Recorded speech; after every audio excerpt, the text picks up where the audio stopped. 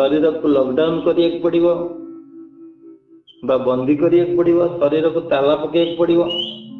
तुम्हें आत्म भाव में खाओ पिओ बस उठ शुआ पूर्ण भाव। तुम्हें जो भावुच जे हाँ मत कही तो मु करी बेले बेले करी मु आत्मा मु आत्मा मु आत्मा कहले हबनी। तुम्हें भावना रहा पड़ो आ पूर्ण एकाग्रतार सहित भावना करिया पड़ो। तुमको जड़े रोषई करुछि अन्य काम भी करुछि किंतु से रोषईटा जदि मन दे से करिवो पूर्ण एकाग्रतार करिवो से रोषई भल हम कि नहीं? रोषई निश्चिंत भल हम जदि पूर्ण एकाग्रतार करिवो मन दे करिवो। एटा निर्भुल एठे दिमत नहीं किछि। सेमती आ गोटे उदाहरण नहीं परिबा जे गोटे ढिंकीशाल रे धान कुटा होउची समा बाड़ौची धान को चाउल बाहर जी समा पाखरे सुंकौची से धान टाकू ताको एपट सेपट करुची समा ऊपर को उठुची ढेंकी पुणी पड़ुची कि जिते ऊपर को उठुची हाथटा जाइए से धान टाक एपट सेपट करुची बा ऊपर को उठी आला ताको से पुणी भीतर को दे दउची खेले दउची। ता देहरे कौन होउची ना ता देहरे किए आसी डाकिला किए आसी कथा भी होउची ता सहित से कथा हो ता घर कथा पचारची ता झील कथा पचारची सब कथा पचारची से ता सहित कथा होउची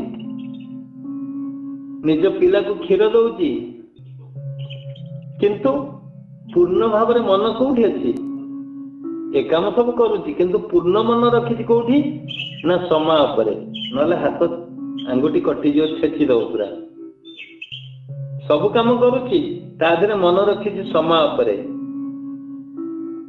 दृष्टि रही पूरा पूरा तीक्ष्ण दृष्टि रही।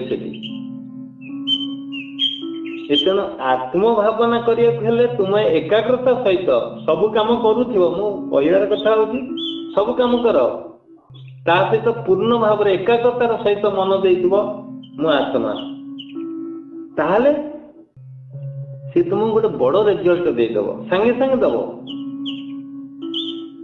सांगे सांगे देदेव। आम जो टॉपिक काली आरंभ करथिले एकांत रही आत्म भावे पूरा एका हो जाओ आत्मा एवं तुम्हें एक हो जाओ मु किछि नहीं आउ मु ना शरीर ना मन ना बुद्धि ए बुद्धि तो बहुत किसी कर पकेले बुद्धि भी नुहे शरीर भी नुहे ये जो घर द्वारा आसेट तैयारी करते एगुड़ा भी नुहे एगुड़ा तो नष्ट हो दिन मु पलैले एगुड़ा सब जीवनी रखीदेवे घरे मत नहीं पोतीदेवे बा जारीदेवे आ जो 2 मीटर वस्त्र मो सहित सी जीवनी सी आगुरी पड़ीज तापर मु पड़ीजी ये बुद्धि ये ज्ञान जानी जाए ज्ञान बुद्धि की पूरा पूरी मालूम हो तेणु सबुजाक कटिगला आउ अवशिष्ट रोची मु आत्मा ता सहित संबोधन जदि होगला ता सहित पूरा मिशीगल आ सुजोग मिली तुम मिसिया जदि मिशीगल जान सब किसी होगला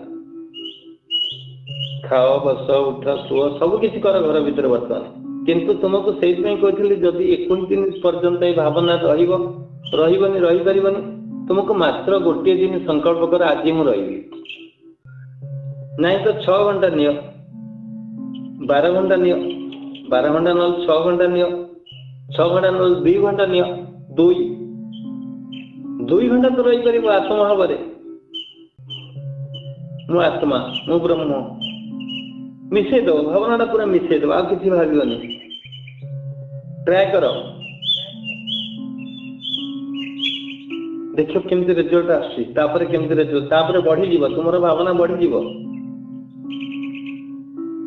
जदि गोटे दिन रही पार नेक्स्ट दिन भी नब तापर दिन नब एमती बढ़ी चलो आस्ते आस्ते आस्ते आस्ते बढ़ी चलो एक दिन भितर जी अवशिष्ट दिन रहा भी एक्सटेंशन हो पारे से तुम गोटे पूर्ण रूप से गोटे मनीष तैयारी कर छाड़द गोटे नुआ मॉडल तैयारी करदे तुम भितर खांच भीतर मंजीटा को से जो अच्छी आवर्जना मंजी फोपाड़ी दब और नुआ मंजी गोटे सृष्टि हम तुम भितर गोटे नुआ रूप देदब तुमको मु आत्मा देख केते तुम्हें तुम्हें तुम धन को धरिक तुम्हें हसुल नाचुल जो रूप ये बढ़ी बढ़ी चली ये किसी रही दिने जदि जदि ये प्रोसीड कर किसी भी रखेदबनी गोटे परिवार गोटे मेडिकल को जाऊँ जो परिवार से अधे कहते तुम्हें तो वृद्ध हो गलानी तुम्हें तो 60-70 वर्ष आ तुम्हें किसी दिन बंचब तुम्हें जाओ तुम मरी जाओ पिला मान रखुची वृद्ध को छाड़ी दौर तुमरी परिवार तांको भीतर केते विच्छेद सृष्टि तो अनुभव कले आमे कौन मूलरू जो भावना भितर आम रही ये संसार मोर ये घर मोर ये संपत्ति मोर सब किसी मोर भाव बर्तमान नष्ट करदेला ये प्रत्यक्ष प्रत्यक्ष ज्ञान दे जाऊँगी तुमको प्रत्यक्ष भाव प्रत्यक्ष ज्ञान दे जाऊँ तुमको जो देख एगुड़ा किसी नुहे ये वास्तव किसी नुहे आम एत आलोचना करी माने ज्ञान सृष्टि न होता ये जो भय ये जो भूताणु बा ये जो महामारी आसी से तुमको प्रत्यक्ष ज्ञान दे दौर देख सब लॉकडाउन हो गला पृथ्वी लॉकडाउन पृथ्वी मनकर सब ध्वंस हो तुम्हें रुटिया कौन कर फोन टी तुम क्या लगे पार कई तो नथिबे तुम वस्त्र आणव कौटू पिंधापी कई तो नथिबे वस्त्र दवाई तुम खाद्य किए दब तुम खाद्य किए दब किसी मिलबनी तेणु कहीं नथिले भी जदि तुम्हें तुमर से आत्मसत्ता सहित बा चिरंतन सत्य सहित डुबिकी रहिबो पूरा डुबिकी रहिबो एकाग्रतार सहित डुबिकी रहिबो ताहले तुमको बहुत आनंद शांति मिलिबो आउ किसी कोउथर शांति नहीं केवल सेइतरे ही शांति सेई तुमर साथी साथी नुहे तो परम साथी खाली साथी नुहे परम साथी से तुमर ताको धरिया को हेले आत्मशक्ति की जागृत करिया तुम्हें ता सहित मिसिया को हेले गोटे बड़ सूत्र मुझे सेटा हूँ प्राण सहित तुम मिस आगे मु बारंबार एक कथा कहबार कारण हूँ आमर युद्ध बेले के आर्ट करती युद्ध क्षेत्र को जाइए जब चित्र बनइब से मरब ना ना युद्ध क्षेत्र में जाइए तुम्हें खेल मरब कि ना युद्ध क्षेत्र को जाइए तुम्हें वैलेंटाइन डे पालन कर मरब कि ना युद्ध क्षेत्र को जाइए जदि खाली बंधुक नहीं गुली न नब मरब कि ना तेणु वर्तमान सब जिनस छाड़ी देकरी जो युद्ध क्षेत्र आमको मिली मैदान मिली से संघर्ष करने से काम करने दरकार कौ काम कले आम रहीपर स्थिर भाव में कौ काम कले आम जीवित रहीपर कौ काम कले आम संसार को जय कर आत्मबोध ता हूँ आत्मशक्ति आगे संकल्प नियो संकल्प सहित एकाग्रतार संकल्प आण एकाग्रतार प्राण सहित मिश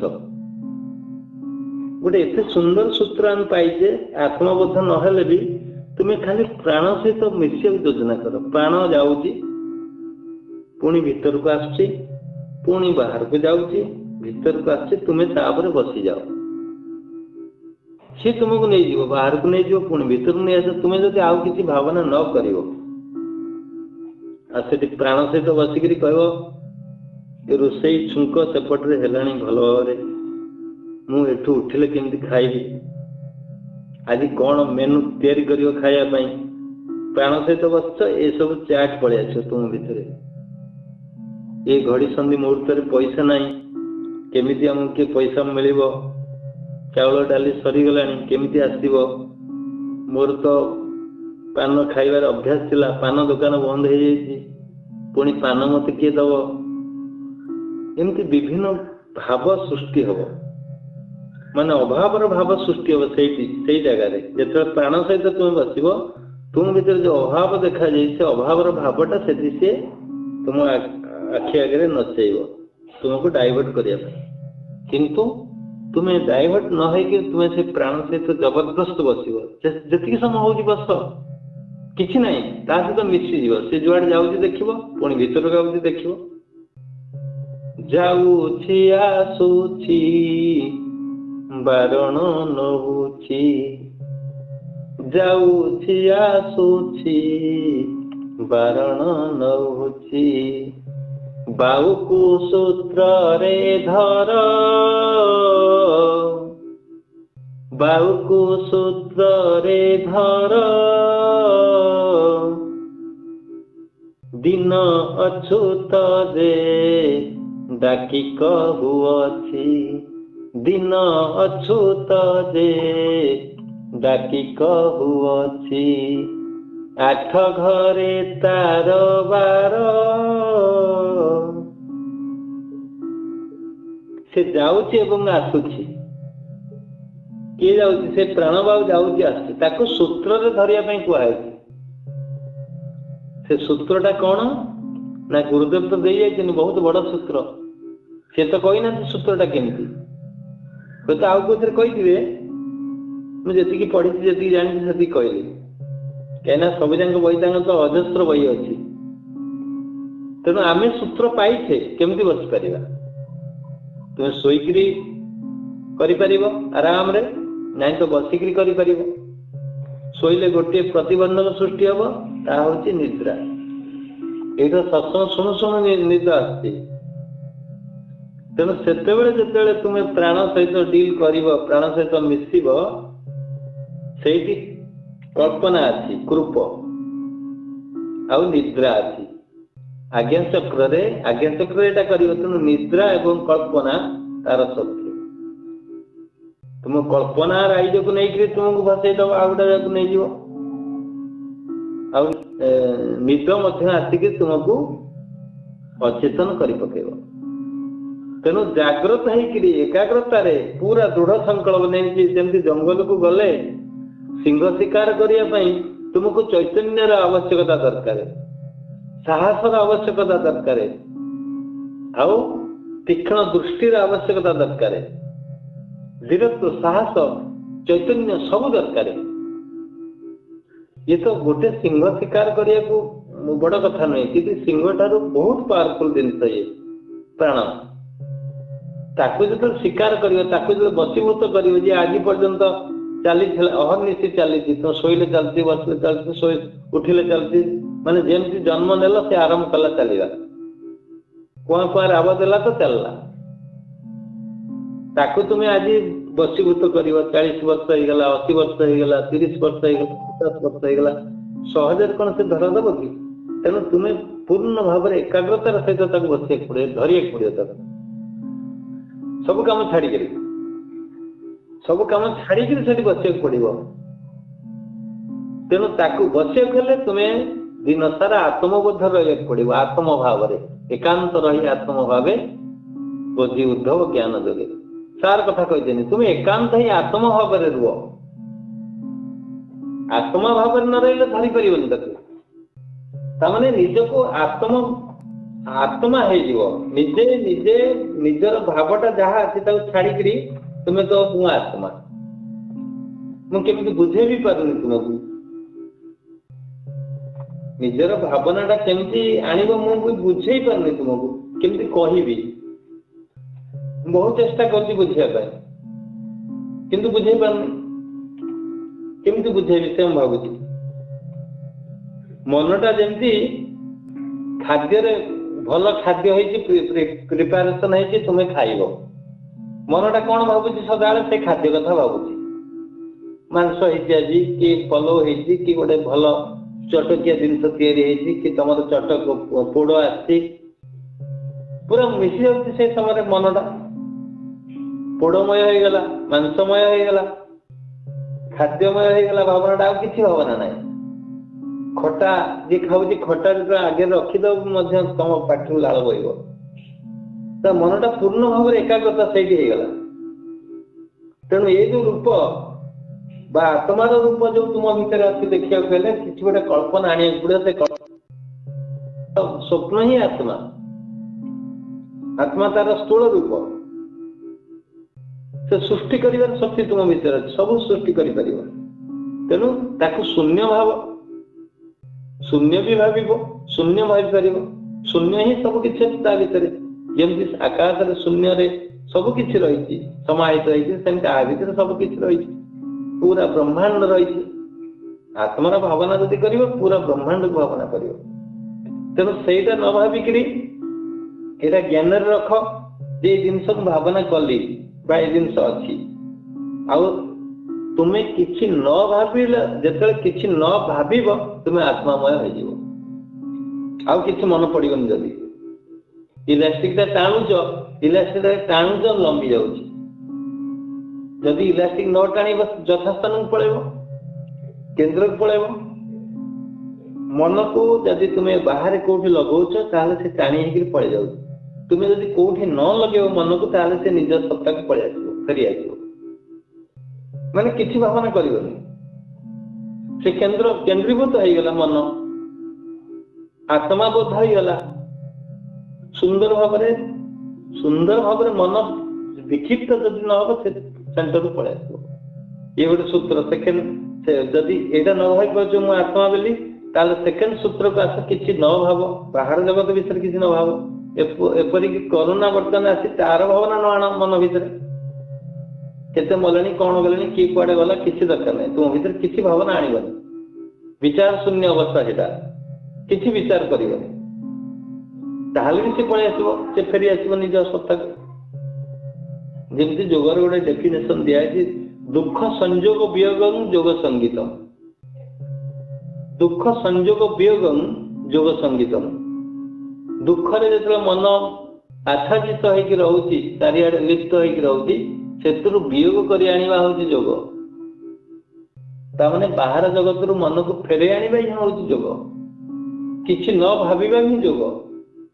କାହାର ଭାବନା ନ କରିବା ହିଁ ଆତ୍ମବୋଧ। ଏକାନ୍ତ ହେଇଯିବ ଆତ୍ମ ସହିତ। ମୋ ଶରୀର ଭିତରେ ଗୋଟେ କିଏ ଅଛି, ଖାଲି ଏତିକି ଅନ୍ଦାଜ ରଖିକିରି ଭାବନା କର। ସେ ଶରୀର ଶୂନ୍ୟ ଧରି ନିଅ, ଶୂନ୍ୟ ସତ୍ତା ଧରି ନିଅ, ହବ। ଆଉ ଗୋଟେ ମାଧ୍ୟମ ହଉଛି ପ୍ରାଣାୟାମ। ପ୍ରାଣାୟାମ ମାନେ ପ୍ରାଣ ସହିତ ମିଶିବା, ସେଥିରେ ଏକାଗ୍ରତା ହବ। ଆଉ ସବୁବେଳେ ଭାବନା କରିବ ଯେ ମୁଁ ଆତ୍ମା, ମୁଁ କିଛି ନୁହେଁ, ମୁଁ ଆତ୍ମା। এই ତିନୋଟି ସୂତ୍ର ଯଦି ଆମେ ଆଡପ୍ଟ କରିବା ବର୍ତ୍ତମାନ, ତାହେଲେ ସହଜରେ ଆମେ ପାଇପାରିବା, ସହଜରେ।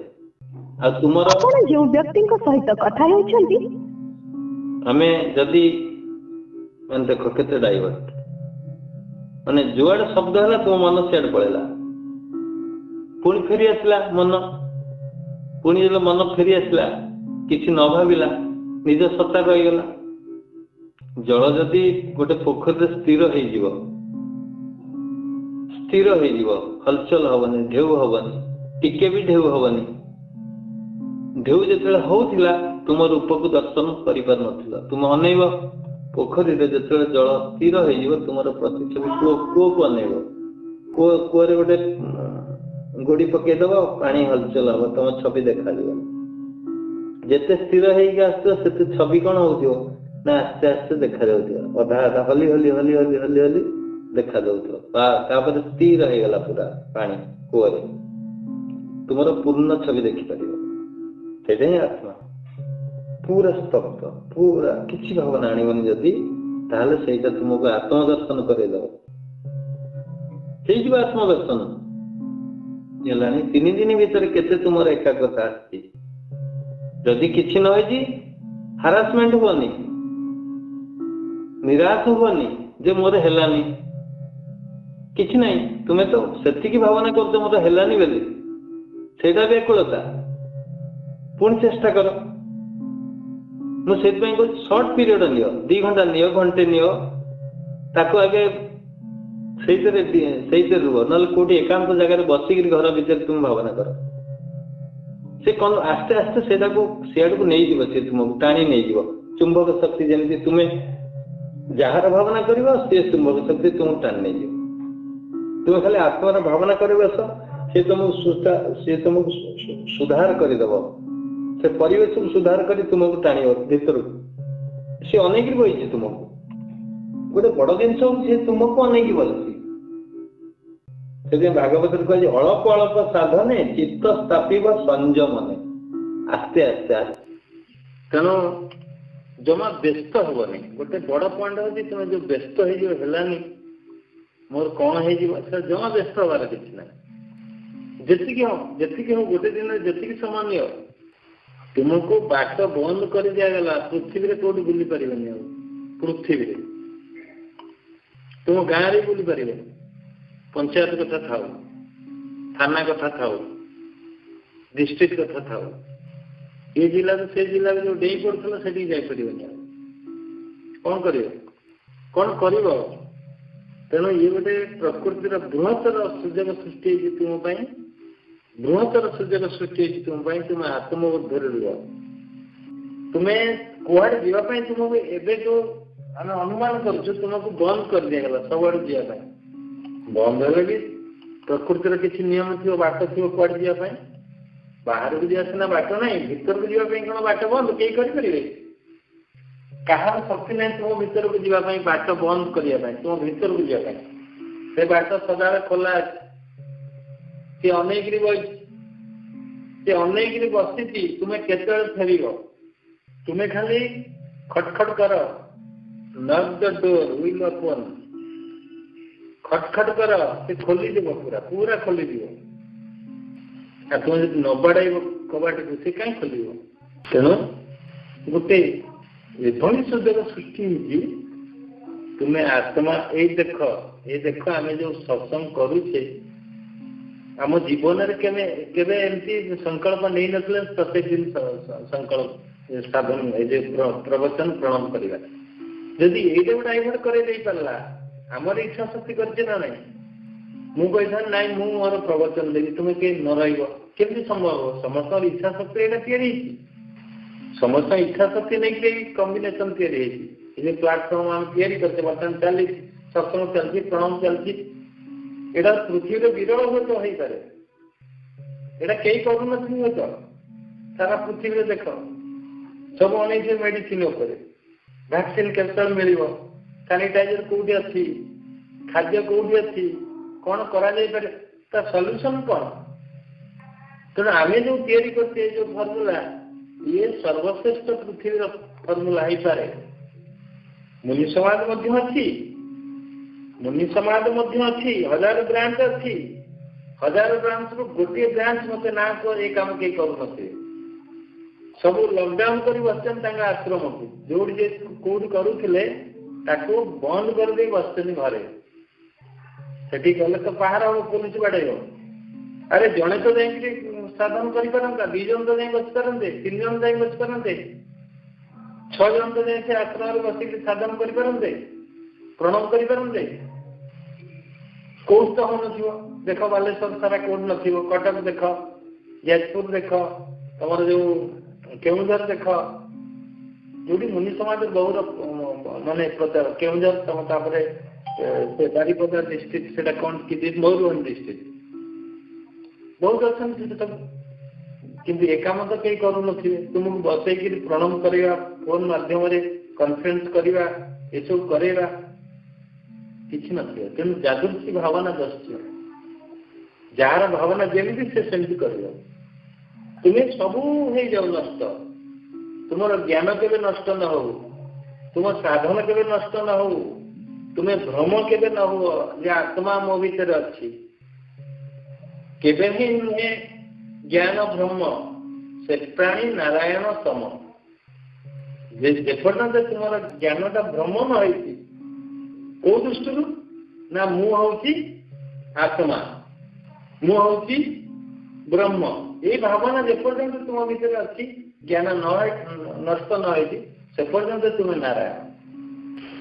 ତେଣୁ ଯୋଉ ସୂତ୍ର ସବୁ ଦିଆହେଇଛି ତୁମେ ତାକୁ କୋଉ ପରିମାଣରେ କେମିତି ସବୁ କରୁଛ ଆମେ ଆଲୋଚନା କରିବା ପରେ ଅବଶ୍ୟ ଆଲୋଚନା ଏ ସରିଲା ପରେ କେମିତି କିଏ କରିପାରୁଛି, କାହାର କ'ଣ ଅସୁବିଧା ରହୁଛି ସେଇଟା ପ୍ରକାଶ କଲେ ହୁଏତ ଭଲ ହବ। ଆମେ ତାକୁ ପୁଣି ମୁଁ କହିଦେବି, ପ୍ରୋସେସ୍ କହିଦେବି କେମିତି କେମିତି ହେଇପାରିବ। ଏ ଗୋଟେ ସର୍ଟ ଜିନିଷ, ଏ ଗୋଟେ ଅତି ସହଜ ଜିନିଷ।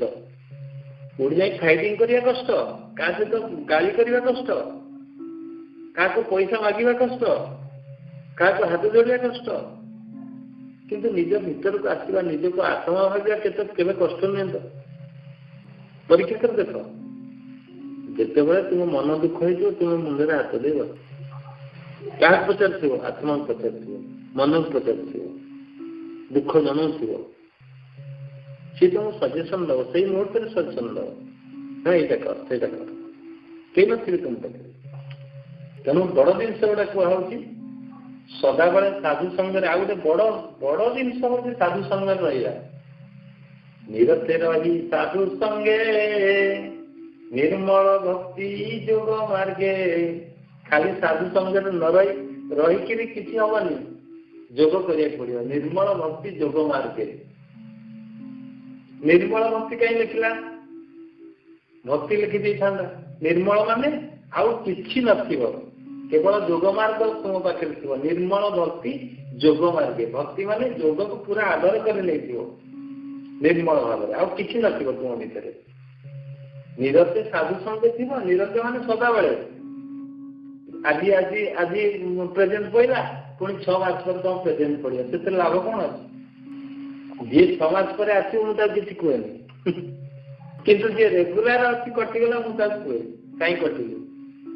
ଯିଏ ଆଜି ଅଛି ଧର ପୁଣି ବର୍ଷ ପରେ ଦେଖାଦେବ, ମୁଁ ତାକୁ କିଛି କହିବେନି, କିଛି ଦରକାର ନାହିଁ।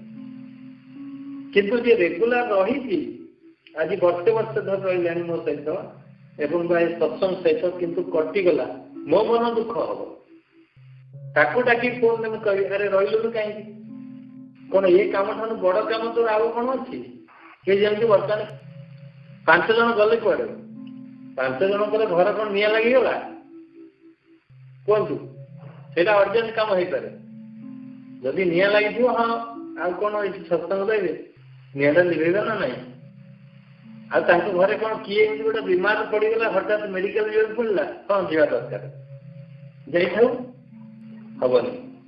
ଏଇଟା ଛାଡ଼ିଦେଲେ ଚଳିବ ନା? କାହାର ଘର ଦୁଆର ମୁହଁରେ ଆସି କରୋନା ଠକ୍ ଠକ୍ କଲା, ଉଠି ପଳେଇଲା ନାଇଁ ତ?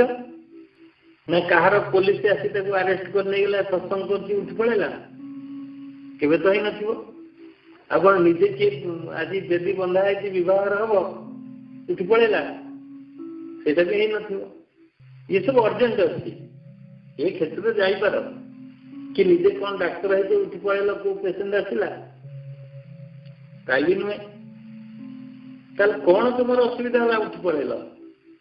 ଡିଟାଚମେଣ୍ଟ କାହିଁକି ହେଲା? ଆଉ ଫୋନ ଲାଗିଲାନି, ହଁ ଚଳିବ, ଫୋନ ଲାଗିଲାନି ଚଳିବ, ତମ କନେକ୍ସନ କଟିଗଲା, ସେଇଟା ଗୋଟେ ବଡ ଜିନିଷ, ମୁଁ ଛାଡି ଯାଇଛି। ତେଣୁ ମୁଁ ଭାବୁଛି କାହାର ଏଗୁଡା କିଛି ହେଇନଥିବ, କିନ୍ତୁ ଛାଡିଗଲେ। ଆଉ ମୁଁ ଦୃଢତାର ସହିତ କହିପାରେ, ତୁମେ ସତ୍ସଙ୍ଗରେ ବସିଛ ବା ବସିଥିବ ମାନେ କିଛି ଅଘଟଣ ଘଟିବନି, କି ଅଘଟଣ ଘଟିନି, କି କିଛି ଗୋଟେ ବଡ କାମ ପଡିବନି ଯଦି ସତ୍ସଙ୍ଗ ଆଧାର ନେଇଥିବ। ଏଇ ସତ୍ସଙ୍ଗ ବସିବାକୁ ଗଲେ ତୁମେ ଭାବୁଛ ସେଇ ସମୟରେ 10:33 ଫୋନଟାକୁ କଲ୍ କରିକି କୋଡ୍ ମାରିଦେଲେ ଜଏଣ୍ଟ ହେଇଯିବ, ଅସମ୍ଭବ। ତୁମେ ତା ପୂର୍ବ ଦିନ ଭାବିବା ଦରକାର, ରାତିରେ ଶୋଇଲା ଭାବିବା ଦରକାର, ସଦାବେଳେ ଭାବନା ଦରକାର, ଏକାନ୍ତ ଭାବେ। ଯୋଉ ଯଦି ତୁମେ ଆତ୍ମ ଭାବରେ ରହିଯିବ, ସେମିତି ଏ ଭାବ ରହିବାକୁ ପଡିବ। ଏକାନ୍ତ ମାନେ ଏକାଗ୍ରତାର ସହିତ ଭାବନା କରୁଛ, ମୋତେ କେତେବେଳେ ସେ ସମୟ ଆସିବ, ମୁଁ କେତେବେଳେ ସେ ମାନେ ସତ୍ସଙ୍ଗରେ ବସିବି, ତାହେଲେ ତୁମେ ଏଠି ଜଏଣ୍ଟ ହେଇପାରିବ, ଅନ୍ୟଥା ହବନି। ତୁମେ ଯଦି ଭାବିବ ସହଜ ନୁହେଁ ସତ୍ସଙ୍ଗରେ ବସିବା, तो मनीष को उद्धार करने बसो ना तुम निज को उद्धार कर तुम संसार को उद्धार कर तुम परिवार को उद्धार कर तुम रोग को छटई कर कम बड़ कथा आत्मदर्शन कर ये केवे सहज नुहे ये जिनस केवे सहज नुहे तेणु पूर्ण एकाग्रता सहित जदि तुम्हें साधन आरंभ करदेव ये किसी दिन भी तुम गोटे केते उदाहरण दे माने उदाहरण हो पारे सुखमुनि एवं परीक्षित उदाहरण हो पारे आमर मनु ऋषि आउ गोटे उदाहरण हो पारे बुधंकर महावीर हो पारे महावीर तो छाड़ीदे टोटाल छाड़ीदे घर संसार सब छाड़ी ड्रेस ने उलट नहीं पड़े कहले यहाँ नवा ही संसार किसी नहीं गले ताकू गले से लंगड़ा ही पड़े देखिए सब जाक फिगर सब जाक जो मूर्ति अच्छी सब उल्लग्न वस्त्र ना तेणु त्याग नक सहज जिन मिल भावुच तुम किसी त्याग दरकार बिना त्याग किसी मिलनी तेणु आत्मार जदि आम गारिमा को रखा आत्मा सबकि सबूर नियंता पालन करता सृष्टिकर्ता कर्ता कर्ता दैव विधाता जो कौन सब ही आत्मा आत्मा ही ईश्वर तेणु भागवत कहुई मु आत्मा निरंजन मूल आउ समस्त डाल सृष्टि पालन संहारण ये सर्व आत्मार अभियान ये आत्मा द्वारा सृष्टि हो सब सृष्टि पालन संहारण ये आत्मार अभियान ये जो वर्तमान महामारी आती ये आत्मार अभियान आत्मा हूँ ईश्वर आत्मा कर्ता कर्ता दाता आत्मा ईश्वर पिता माता सकल भूते बास मोर मु आत्मा जगत ईश्वर सकल भूत अच्छी ईश्वर सत्ता रही जगत तुम भाव बाहर अच्छी ना भीतर से अच्छी ये शरीर भीतर से अच्छी प्राणी भीतर अच्छी प्राण भीतर अच्छी आत्मा तंत्र भीतर सी अच्छी आउ कौन कर रही ना षडभोग खाऊची सबुदिन खाऊची बिरियानी खाऊची प्रसाद खाऊची सब जिन खाऊची 60 माने केते कौन खाई हिसाब ना प्राणी मध्य आत्मा तंत्रे षडभोग जे करे नित्य आत्मा तंत्र रही सब भोग कर ईश्वर बोलाई किस उपमा देवी मुही आउ कौन करे पुणी सब कर सब कर सारा पर से कौन कर ब्रह्मांड पाल सजई ब्रह्मांड को पालन कर सजई एवं सृष्टि करुच्ची ब्रह्मांड पाल सजई ताहाको अंते से भक्षई ताहाको अंते से भक्षई जो सृष्टि प्रलय सृष्टि कर पुणी प्रलय करदेव तेणु जी सब कम कर आत्मा जे तुम भितर अच्छी तुम पाखे अच्छी तुमको डाकुची आ मो सहित मिश आ मो सहित मिशापी एग्रीमेंट कर दलिल कर आम हत भात कौन कर सका उठे रुटीन बनईदे एने जा सेने जा अमुक कर तमुक कर चाकरी प्रमोशन के हम कुआड़े जा कौन कर चाष है कि ना खाद्य है कि ना झील बाहर इत्यादि इत्यादि आज पर्यटन तुम नचई नचई नचई नचई इत्यादि कोरोना पाखे पहुंची सारा तेणु आमको सचेतन करने जो दुर्योग सृष्टि ये गोटे सुजोग सचेतन हो सचेतन बहुत मिल बहुत जिन मिल बहुत परिवर्तन देखा देखा आपरे गोटे नुआ नुआ रूप नवा जाऊँगी पृथ्वी मनीष भर नुआ भाव सृष्टि आसी सत्य जुग आसते सत्य जुग आसिले पुणी तो नुआ भाव आस नुआ ସତ୍ୟ ଯୁଗ କେମିତି ଆସିବ? କିଛି ପରିବର୍ତ୍ତନ ନହେଲେ ହବନି।